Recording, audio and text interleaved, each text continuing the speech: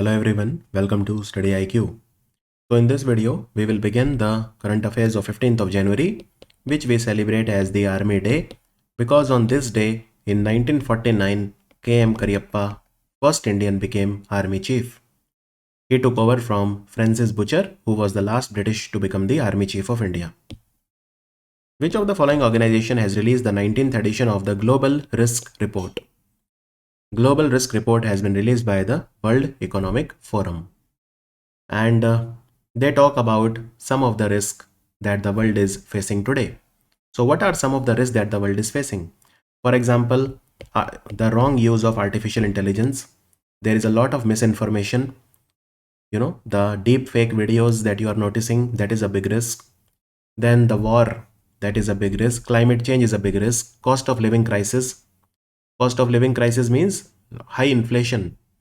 And the gap between the developing and the developed countries is increasing. That is the global north and global south, it is increasing. All of these risks they have mentioned in this report, right? World Economic Forum. World Economic Forum is headquartered in Geneva. It is headquartered in Geneva, right?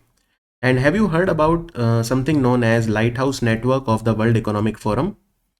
So can you tell me the name of the Indian company that has recently joined the Global Lighthouse Network? Global Lighthouse Network. So there is a company called ACG. It is a pharmaceutical company, ACG. It has joined the World Economic Forum's. So ACG, they have a plant in Pithampur. They have a plant in Pithampur, and this Pithampur plant has joined the Global Lighthouse Network. The Global Lighthouse Network. Now, can you tell me any other company which has joined the Global Lighthouse Network? So one more I will tell you very recently. It is Hindustan Unilever's Sonipat factory in Haryana. Sonipat is a district in Haryana. Hindustan Unilever's Sonipat factory in Haryana, that has also become a part of the World Economic Forum's Global Lighthouse Network. Understood? Okay. What is the name of the lounge which will be set up by India? By the way, before I say this question, you can take a look at these are the risks. Okay. Now, if they ask you in the MCQ, what is the immediate risk that the world is facing? Right? Here you can see in a period of 2 years, in a period of 10 years. So long term is the extreme weather event, which is the big risk. In next 2 years, the biggest risk is misinformation and disinformation. Now, what is the difference between misinformation and disinformation? Misinformation means you are saying a data which is wrong. Your intention is not that, but you have been misinformed. The data that you are giving is wrong. Disinformation means you already know that the data you are giving is wrong, but you are still doing it deliberately. You are using wrong data. That is called disinformation. Okay. So that is a big risk in the 2 years, in the short term and the long term. And here you can see it shows the risk category, right? So you can see extreme weather, that is the environmental risk, is the highest in the current landscape. So this is 2 years, this is 10 years, this is immediate. So immediate extreme weather is the biggest risk. Now, what is the name of the lounge which will be set up by India at the 54th Annual World Economic Forum meeting that is taking place in Davos? So it is called We Lead. We Lead. Here we means women. Basically, what we are trying to do is project that India is committed for building women leadership. Now, this We Lead is led by the Ministry of Women and Child Development in partnership with Confederation of Indian Industry and supported by Bill and Melinda Gates Foundation. Bill and Melinda Gates Foundation, the We Lead Lounge is a brainchild of Ministry of Women and Child Development, Confederation of Indian Industry and Bill and Melinda Gates Foundation. Is that clear? And what is the theme of this World Economic Forum meeting? Rebuilding trust. Rebuilding trust, right? Now, who represented India? Indian delegation. So there are 3 cabinet ministers. Smriti Irani, the Minister for Women and Child Development. Ashwani Vaishnav has gone, the Minister for Railway, Minister for Communication, Minister for Electronics and IT. And Hardeep Singh Puri, the Minister for Housing, Urban Affairs, and the Minister for Oil and Petroleum, that is and Natural Gas. And also some chief ministers have also gone there. Eknath Shinde is there. Revanth Reddy is there and Siddaramaiah is there. So 3 chief ministers have also visited there. And apart from that, the notable personalities are Shaktikant Das, Gautam Adani, Nandan Nilekani, Roshni Nadar Malhotra, Sajan Jindal. They are all there. They are all there. What is the name of the 50th aggregator which has been recently enlisted under the One District, One Product program? Aggregator helps in marketing. Aggregator is basically a company that helps in the marketing.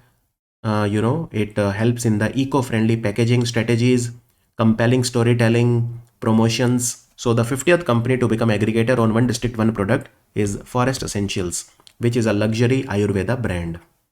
And One District, One Product is that we attach one product to one district so that it becomes the identity of that district and we can promote it. One District, One Product was an idea of UP. UP was the first state to launch this One District, One Product, and then now every state has accepted it, right? And One District, One Product scheme is by the Department for Promotion of Industry and Internal Trade, Ministry of Commerce. Now, can you tell me One District, One Product has been merged recently with which scheme? So, One District, One Product has recently been merged with DEH scheme. That means Districts as Export Hubs Initiative. Districts as Exports Hub Initiative. So now this scheme is known as ODOP DEH. It has been merged with District as Exports Hub Initiative. Is that absolutely clear? So 50th company to become aggregator is Forest Essentials, right? And PM Modi recently in his 107th Man Ki Baat episode, he mentioned about an aggregator called Looms of Ladakh. So Looms of Ladakh is an aggregator. It markets the local products of Ladakh, right? It will teach the local enterprises of Ladakh how to market their product, how to make it a brand and all those things. So that is why we call it aggregator. Dun & Bradstreet, in collaboration with which of the following, has introduced the Indian Railways Freight Activity Index? Indian Railways Freight Activity Index has been made in partnership with Jupiter Wagons Limited. So Dun & Bradstreet, which is a very important financial services company from America, Dun & Bradstreet, and this company is based in Florida in America. Jupiter Wagons is a company based in Kolkata. It manufactures railway freight wagons. So they have both come together to launch Indian Railway Freight Activity Index. So what is this index about? This index will take data from the Ministry of Railway and it will analyze the data, right? So it will be a quarterly report, number one. It will be a quarterly report. Railway Freight Activity Optimism Index is the name given to it. They will basically try to analyze the optimism or the positive sentiments in the railway freight sector every quarter. So this report, Indian Railway Freight Activity Index, will be made up of two indexes. One is Activity Sub-Index and the second one will be Experience Sub-Index. Experience Sub-Index, right? So this survey will also measure the optimism level of the railway freight users. Activity Sub-Index, here data will be released by the Indian Railway, and Experience Index, that will be data will be taken by surveying the railway freight users, the businesses for example who use railway cargo. And then index value will be from 0 to 100, right? 50 is the neutral level of the railway freight activity. So 0 to 100 is the range. I think that will be enough at your level. By the way, this company was in news, Jupiter Wagons. Why? Because there is a contract given by the Ministry of Defense to Jupiter Wagons Limited for acquiring bogie open military wagons. Bogie open military wagons. How many? 697. Bogie open military wagon. That is why this company was in news. Which of the following company has launched the Gravity 1 rocket from the Mobile Sea platform in the Yellow Sea? It has been launched by a Chinese company called Orion Space. Orion Space, they have launched the Gravity 1 rocket. And what this rocket will do? It will place commercial weather satellites called Yun Yao 1 into the orbit. Yun Yao 1 into the orbit. Is that clear? So it was launched from the Mobile Sea platform in the Yellow Sea. And it's a private Chinese space company, right? Private Chinese space company. Now in China, let me also tell you that the 6th Asian Winter Games will also take place in 2025. And what is the name of the mascot? Can you tell me? So it will take place in the Chinese city of Harbin. Chinese city of Harbin, right? And what is the mascot? So mascot is a Siberian tiger pair or a couple, male and female. So the female will be called Nini and the male will be called Bin Bin. Bin Bin and Nini. Which of the following security forces has announced to observe 2024 as the year of technology absorption? So Indian Army has decided that they will celebrate 2024 as the year of technology absorption. The answer is the Indian Army. So what do the army plan to do in 2024? Well, they plan to use drones and anti-drone system. They want to have more electronic warfare, cyber warfare, restructure the artillery, and they also want to reduce the number of animals that are used in the army. These are some things that they want to do. And Indian Army, they also have a project called Project Sambhav. What is Project Sambhav of the Indian Army? Project Sambhav is an end-to-end secure network agnostic mobile ecosystem to provide secure communication. So Project Sambhav of the Indian Army is about secure communication on the move, instant connectivity on the move, but secure. So this is their target for 2024. It was informed that Padmaja Naidu Himalayan Zoological Park has the world's largest number of snow leopards in captivity. There are 7 male and 7 female, total 14. It is in which state? So it is located in Darjeeling, which is in West Bengal. The answer is West Bengal, Padmaja Naidu Zoo. And snow leopard are the state animal of Himachal Pradesh and Ladakh. Also, there is a country called Kyrgyzstan. Kyrgyzstan has declared snow leopard as their national symbol. National symbol. And this Padmaja Naidu Zoological Park was also in news recently because it has done an exchange of animals. So Padmaja Naidu Zoo in Darjeeling has received Siberian tigers, 2 Siberian tigers from a zoo called Paphos Zoo. Paphos Zoo is in Cyprus. And they have gifted in return red panda to the Paphos Zoo. Red panda is the state animal of Sikkim. And snow leopard, the scientific name is called Panthera uncea. This is the scientific name. It is also known as ghost of the mountains because it is very shy. It is very shy. iSTEM, Indian Science, Technology and Engineering Facilities Map. They have announced to organize the launch event of the Samavesh project. Samavesh project in which institution? This is Indian Institute of Science, Bangalore. The project is called Samavesh. What is iSTEM? Indian Science, Technology and Engineering Facilities Map. They are launching a project called Samavesh. It will take place in ISC Bangalore on 16th of January. That is the National Startup Day. So what do they want to achieve? iSTEM. Well, iSTEM wants to revolutionize the research collaboration in India by enhancing the accessibility to facilities and labs.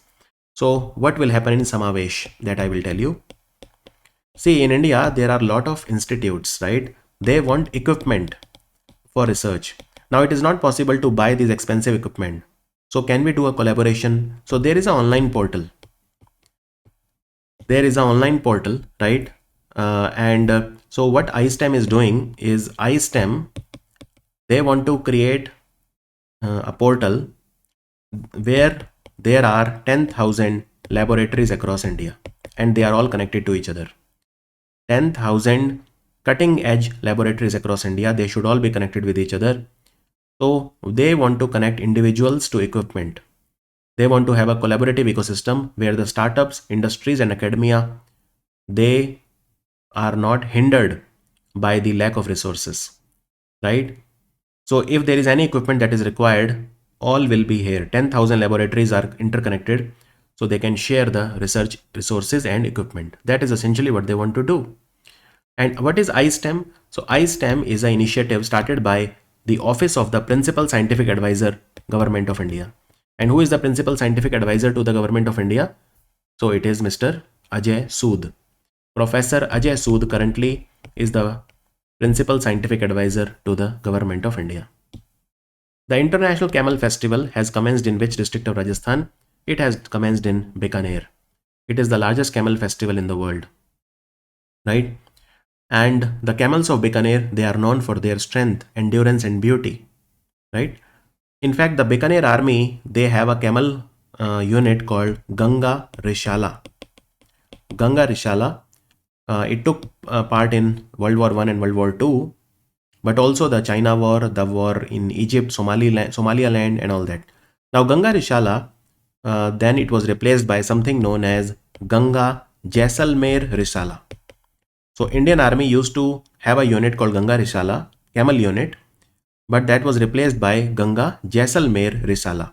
But even that was disbanded, and now the camels are not used by the Indian Army anymore. However, they are used by Border Security Force for carrying out the patrolling on the Jaisalmer or the Pakistan border. So BSF uses it. Indian Army does not use camel. And let me tell you, 2024 is the International Year of Camelids by UN. Which of the following company has signed agreement to acquire 100% equity share of Capital Foods and Organic India? So these are two brands. One is Capital Foods and one is Organic India. Both will be acquired by Tata Consumer Products Limited. Tata Consumer Products Limited, right?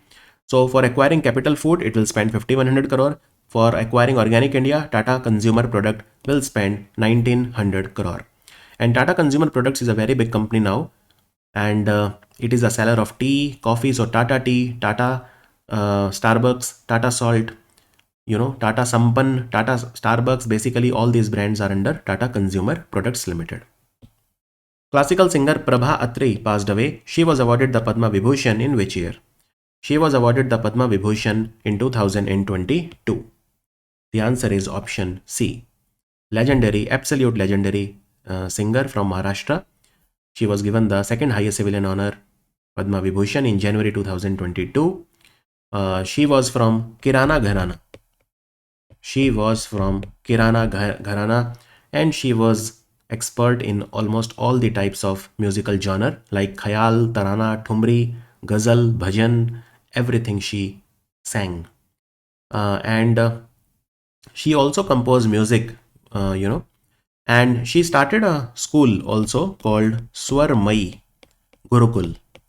Swarmai Gurukul, where she used to teach students from all over the world. In the Guru Shishya Parampara, she started Swarmai Gurukul also. She has written many books also, She was also given the Sangeet Natak Academy Award and many other awards. Lai Ching-te, William Lai, has been elected as the president of which country? He is the new president of Taiwan. So he replaces Tsai Ing-wen as the president. His party is called Democratic Progressive Party. DPP, Democratic Progressive Party. Which of the following state has launched Operation Amrit, antimicrobial resistance intervention for total health? It has been started by the Kerala government. This is to spread awareness about preventing antimicrobial resistance. This is one of the biggest risks in the world, antimicrobial resistance. Antimicrobial resistance means when you suffer from a disease, you take the antibiotic, but it does not work.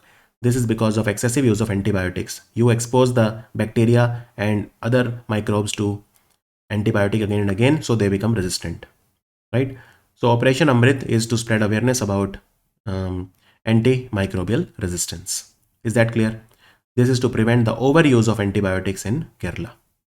Overuse of antibiotics in Kerala. It is a silent pandemic. WHO says that it is a silent pandemic, and lakhs and lakhs of people are dying every year because they are resistant to antibiotics. Also, we should dispose the antibiotics properly. For that, Kerala has a program called Program on Removal of Unused Drugs, or PROUD.